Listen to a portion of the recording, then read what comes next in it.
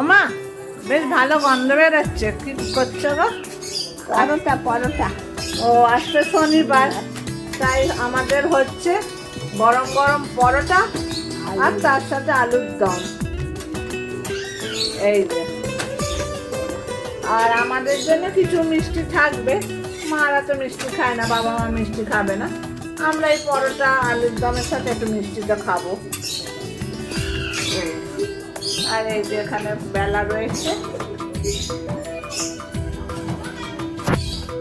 এই হচ্ছে আজকে আমাদের খাওয়া।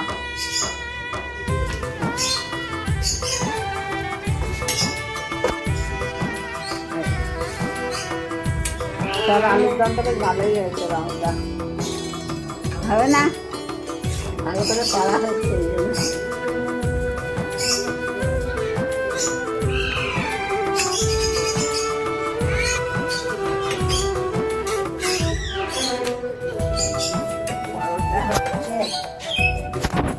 আমাদের শনিবার হলে হয় লুচি পরোটা।